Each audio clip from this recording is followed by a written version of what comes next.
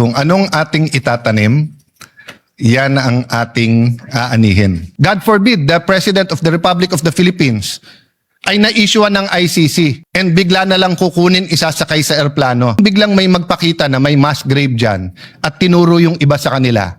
Pwede na lang silang damputin at dalhin sa Hague? What if the President of the Republic of the Philippines today was Senator Bato or Senator Bongo? And then naglabas ngayon. Pwede na lang silang damputin na lang? They cannot go to court?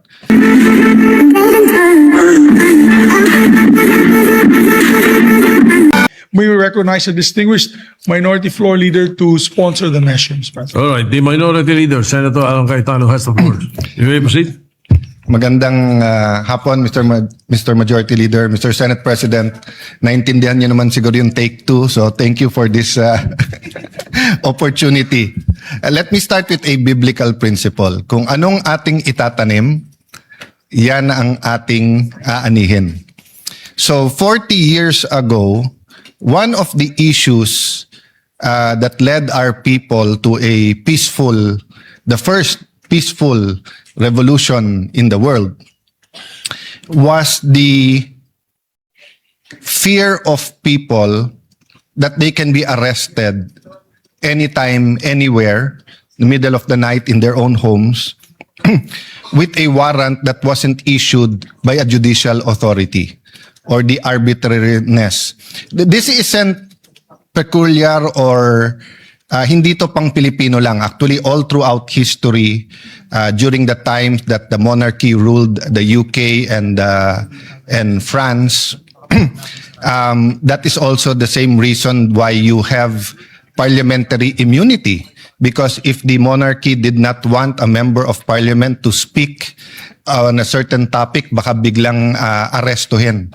So over hundreds of years, na-develop ang check and balance of how the state will be empowered to arrest a person or search his person or his household or his business, while also protecting his basic right, his right to liberty, life and property that cannot be deprived without due process of law. 40 years later, or 39 years later, last year, we faced this issue, but now because the world is now a global city, dahil interconnected na, nag-evolve na po ito. So when the former president was issued a warrant of arrest from the ICC, the executive, as explained by several of their officials of the executive department, as explained by several cabinet members, used the Section 17 of RA 9851, which is to surrender. So this is not actually the topic directly of this resolution because this resolution is prospective. This resolution deals with all Filipinos from the time that we give our sense or we express or communicate, articulate the sense of the Senate, that under our Constitution, it's very clear, Section 2, Article 3, 1987 Constitution, the right of the people to be secure in their persons, houses, and papers, and effects against unreasonable searches and seizures of whatever nature, and for any purpose shall be inviolable. And no search warrant or warrant of arrest shall issue except upon probable cause to be determined personally by the judge after examination under oath or affirmation of the complainant and the witnesses he may produce, and particularly describing the place to be searched and the person or things to be seized. So, simple po, two parts po ito. Unreasonable search and seizure, inviolable, bawal. So when is it not unreasonable? When a search warrant or a warrant of arrest is issued. And when can this be issued? One, only by a judge. And two, after that judge does examination under oath or affirmation of the complainant and the witnesses he may produce. I will not go to all of the jurisprudence because medyo rich na to, but all the lawyers in this hall and listening to us would agree that hindi ito simpleng bagay sa na inatas sa judge. All the jurisprudence will say that the judge has to personally determine. He has to look at the evidence. He has to examine it and believe that there is in fact probable cause. And probable cause again in two aspects. That there is a probability that the crime he is accused of was committed, and secondly, the probability that the accused, he himself or she himself, committed that crime. Now comes the problem when you have an international warrant of arrest. So we have several treaties that deals with excuse me, sir, that deals with extradition. Diyan medyo klaro. Bakit? Nakalagay dito, transmittal, then yung arrest nung Pilipino, pero katulad po na nakita natin kay Congressman Jimenez, hindi po ba, na may proseso yung extradition, yung warrant of arrest, dadaan sa mga korte natin, and available ang korte sa kahit sinong Pilipino na naghahanap ng remedy doon. So ang problema po natin, ang interpretation ngayon ng Executive Department sa Section 17, RA 9851, ay basta't na lang pwedeng ibigay or ipadala.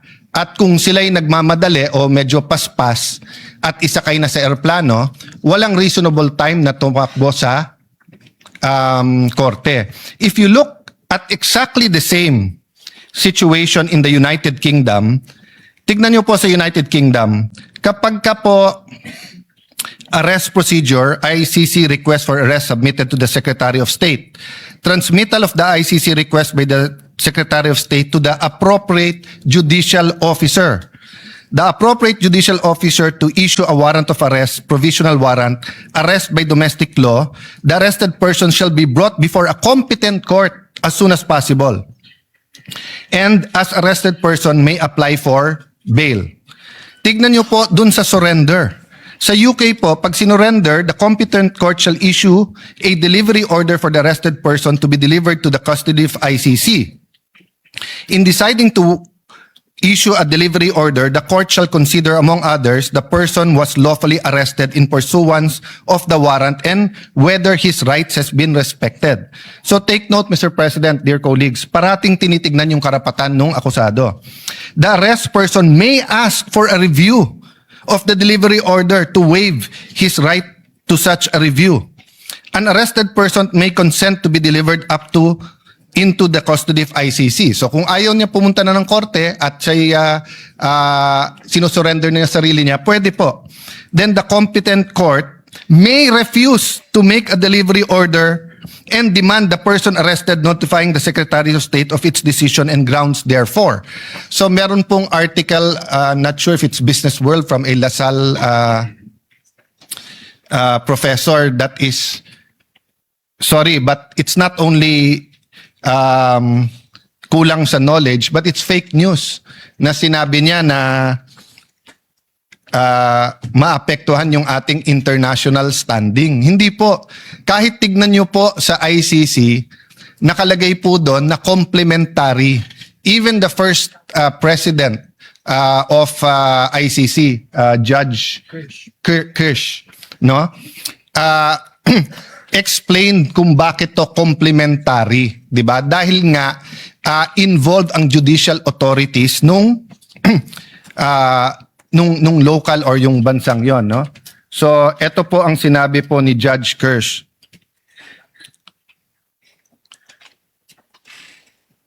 The statute of the ICC is a two-pillar system, a judicial pillar represented by the court and enforcement pillar represented by the states, which undertake a legal obligation to cooperate with the court through statute. Indeed, the ICC's enforcement regime and its practical application constitute an essential part of any evaluation of ICC's legitimacy. So, Mr. President, if you look at another country, Canada, Pagka-arrest procedure, the ICC request for arrest is transmitted to the Minister of Justice. The Minister of Justice will authorize the Attorney General to apply for a provisional arrest warrant. The Attorney General will apply ex parte for a provisional arrest warrant before a judge. The judge will issue a warrant if the application meets prescribed criteria. The arrest warrant is executed by domestic law enforcement. The person arrested under provisional warrant may be granted provisional liberty based on judicial interim release order. Mr. President, what about surrender? In case of surrender, the minister may, after receiving a request for extradition and being satisfied that all conditions are met, issue an authority to proceed to the Attorney General to seek on behalf of the extradition partner a court order for committal of a person. Note, a person may at any time after the issuance of an authority to proceed consent in writing before a judge to a committal. So walang problema po pag pumayag yung tao. But the judge shall, on receipt of authority to proceed from the Attorney General, hold an extradition hearing. Due process, Mr. President.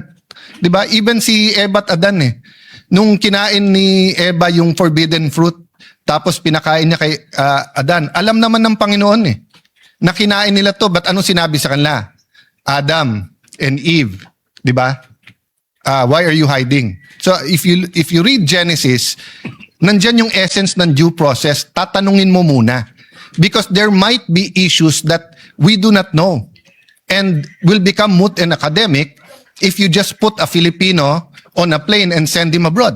I mean, all of us here agree. Pagdating sa West Philippine Sea, not a single inch of territory hindi natin pamimigay. Atin ito. Sana naman po pagdating sa kapwa Pilipino, ganun din. Atin to. Kababayan natin to. Tao to. No? Hindi dapat basta't sinosurrender sa kahit sabihin mong meron po tayong treaty. At pag tinignan mo po yung treaty na yun mismo, nire-recognize ang ating judicial authorities. Baka sabihin po natin, well, Canada at UK yan. Well, ang sagot ko po doon, bakit po ibaba ang rules pag Amerika, pag UK, pag Canada? So let's go to a somewhere nearer, South Korea. Sa South Korea po, the ICC makes a request for extradition to the Korean Minister of Foreign Affairs to diplomatic channels. The Minister of Justice reviews whether the extradition request complies with the act of the extradition treaty and may either order the Chief Prosecutor of Seoul High Prosecutor's Office to assign a prosecutor to request the court's judicial review on the extradition or choose not to order the request based on grounds to refuse extradition or other reasons minister considers appropriate to refuse extradition. Hindi ko na po babasahin dahil medyo mahaba pero yung essence po ay nasa judicial authorities pa rin nila. Ganun din po sa surrender. Based on the court order, the Minister of Justice may make the final decision to release or extradite the requested person. So, Mr. President, ano po gagawin natin lahat kung bukas, February 26, ang headline sa lahat ng dyaryo natin, 25 PNP generals, 25 AFP generals, members of the Communist Party of the Philippines, several media practitioners and editors, several congressmen, senators, cabinet members, God forbid, the President of the Republic of the Philippines ay na-issuean ng ICC and bigla na lang kukunin isasakay sa aeroplano. And sasabihin nyo, sir, hindi, umalis na kasi tayo sa Rome Statute. Hindi po. During the time na valid ang Rome Statute, nagkaroon po tayo niyan ng communist insurgency. So although the last few decades wala tayong nababalitaan na mass grave, paano kung biglang may magpakita na may mass grave dyan at tinuro yung iba sa kanila? Pwede na lang silang damputin at dalhin sa Hague? O paano yung Marawi?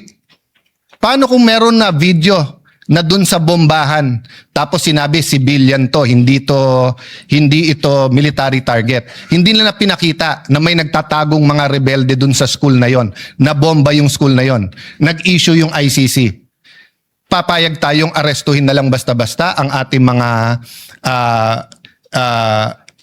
men and women in uniform, ang ating mga senador, ang ating congressmen?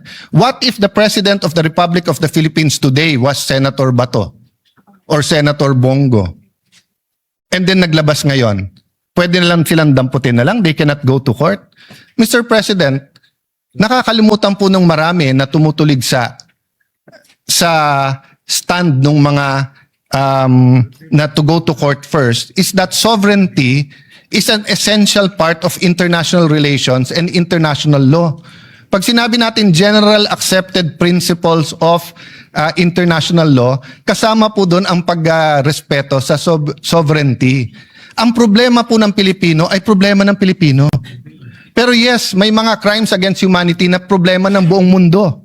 Pero mismong Rome Statute ang nagsasabing, sandali lang, kung ginawa sa Pilipinas yan at kaya nyo sa Pilipinas, sa inyo muna.